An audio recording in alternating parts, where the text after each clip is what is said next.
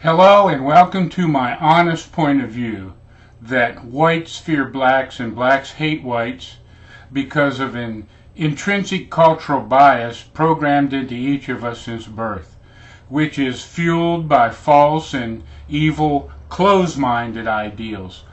The historical underlying cause of all the divisive feelings overtaking Baltimore and much of America at this time, and the majority of the black unconscious mindset throughout America, is the disease of selfism. Selfism is the main focus of all my previous talks. No point in rehashing them again. If you agree with my views today, I strongly suggest you visit them and watch them. My only objective today is to address the current cause of this strife and division and explain how it is directly related to selfism and why liberal progressivism is an offshoot of that disease.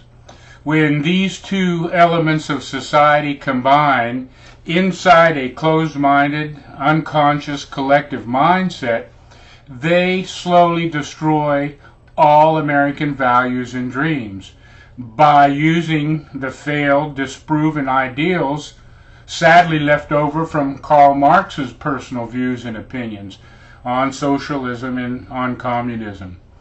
Karl Marx's concept grew from his extreme belief his ideals would fix society's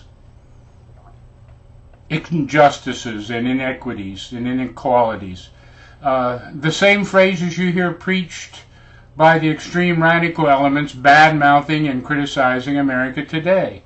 Liberal progressivism grew from the remnants of Marx's view and concepts, which were nothing more than a compilation of many previous thinkers before him. His personal ideas just happened to take hold during a period in time when the world was experiencing extreme social unrest. And the timing was right, and they foolishly became vastly accepted by the collective mind and mindset of others, looking for something to believe in. Somehow, any good intentions of modern liberals who agreed with Marx allowed their altruism to be hijacked by Saul Alinsky, who penned the Rules for Radicals handbook, which, when combined with the strategy of Richard Cloward and Francis Fox Piven, currently influences and shapes the thinking and distorted mindset of the ruling leadership that is ruining and destroying American values and dreams, and is now slowly choking off the remaining spirit that is left in the hearts and minds of the American people and what it once stood for. It doesn't take a rocket scientist or a brain surgeon to see how ununited and disillusioned America has become under the leadership of progressive minds, who, like Marx, selfishly think and act from a very bad and consequently evil point of view. Anytime any individual thinks, believes, and feels their view is better than all others, this is wrong-headed, closed-minded, and causes unconscious thoughts and actions to take possession over the ego soul. Look where current progressive leadership is taking all the people, white, black, yellow, brown, or red. Every city and every state which is controlled by liberal leaders is in a total collapse, and failure and disharmony prevails. We see it every night on TV, as the news media actually fans the wrong thinking and bad views of the wrong people.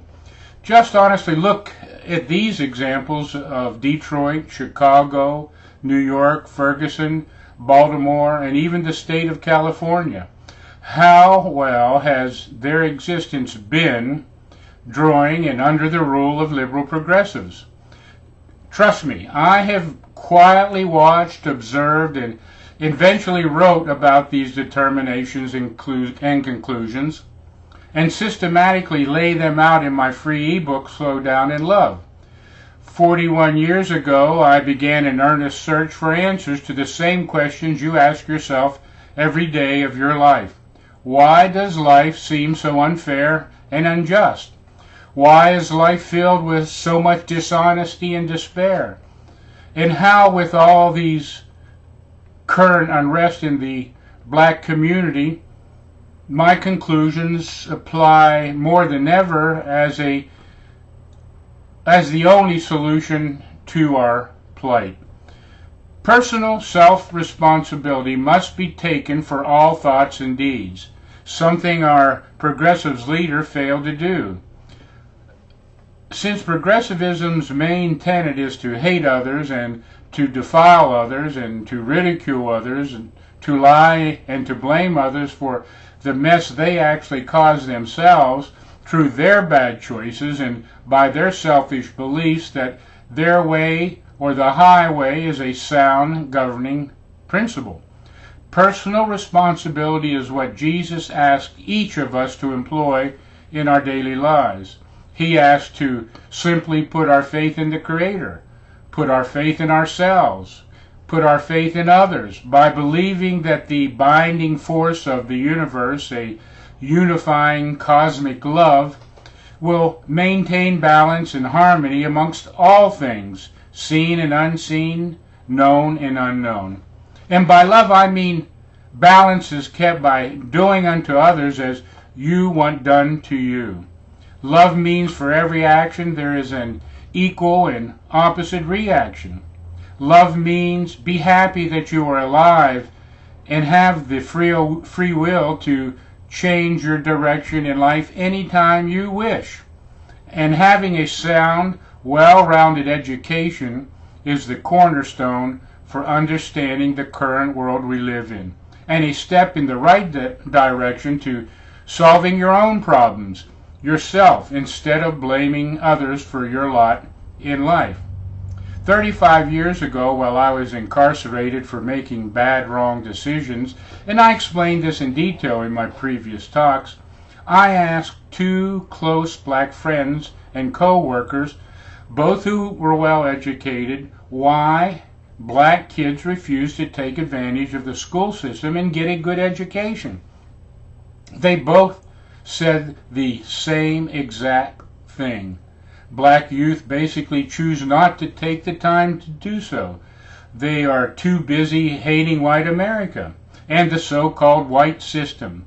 I heard that all the time. It was the white man who put me here. It was a white man's fault for forcing me to do the wrong things. But they were skillfully brainwashed by Democrats to hate. Therefore, they mistrust what they falsely perceive America to be, a white, privileged America. Hence, black youth simply don't want to and are not made to get a good education by choice and by the fact that their parents usually live in a broken home don't make them. They concluded my schooling by saying the entire black culture is caught up in the lies, deceptions, and false promises made by liberals who propagate and perpetuate a cycle of poverty through misguided indoctrination into believing those lies and perceptions and deceptions, making them a dependent welfare society where they become trapped in an illusion, desperately wanting to believe those fake promises, and in doing so keep repeating the same cycle of false hopes and disillusioned dreams.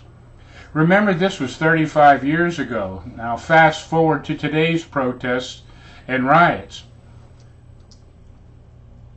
This same truth and reality applies more so than ever because social media helps propagate and perpetuate the unconscious collective mindset that is growing in America faster and deeper into the minds of the most susceptible. Those brainwashed lost souls are uninformed and are the most vulnerable to be programmed, since most are clueless to the real truth and reality of their real problems. 60 years ago, a wise black man who was 103 years old, born a slave, and a well-educated, self-educated man told me that he absolutely knew that as soon as his black folks got a good education, they too will begin to have what white folks take for granted. Every day when I walked by his rundown shanty, he would yell out to me, "Make sure you learn something good today."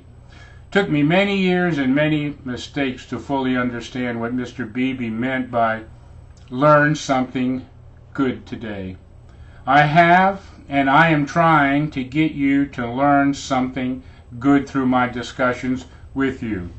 He passed on much more wisdom than just that over our years together, and I talk a little more detail about that in my book. But relative to this moment in time, and in my previous talks, I have said over and over that all this pain and suffering stems from one source: our complete addiction to the blinding influences of the physical world. This selfism grows from this physical world, where any lost soul can justify any thought, deed, and action to use any means or any way to achieve their selfishly desired end result or goal. At least a good, well-rounded education allows a person the opportunity to entertain self-discovered ideas and concepts. You become your own person through logical, rational choices.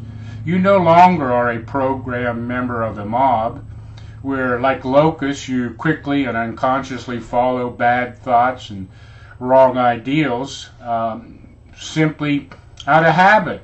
This is the mental aspect or mindful element of being human. There is also an instant answer to understanding and accepting the differences between humans. Spiritual awakening can bring unity into your heart and mind by immediately helping you to realize we are all one humanity in the mind of the Creator. We choose to see differences. The Creator doesn't. This universal awareness allows for the cosmic truth to enter our mind and our heart, granting an instant oneness with the Creator of all things and all stuff, seen and unseen, known and unknown. This is what Jesus tried to convey when he attempted to get mankind to comprehend the truth and the way to peace and understanding of God's creation.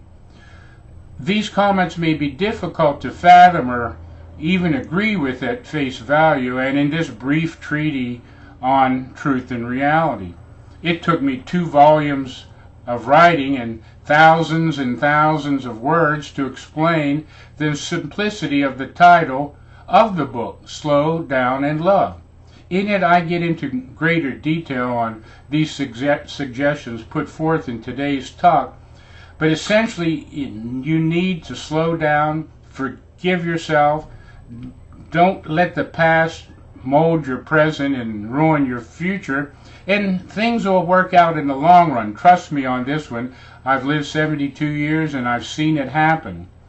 Until we can put aside our physical differences and embrace our spiritual togetherness and fully accept our actual oneness under God and of God, division, disunity, and all evil will thrive and continue to wreak havoc on all those who refuse to see and to feel this balanced view on the meaning and purpose of who you are and why you exist at this moment in time. Please try to take some time, contemplate this discussion, and please pass it on to others if you agree. But until we meet again, Godspeed.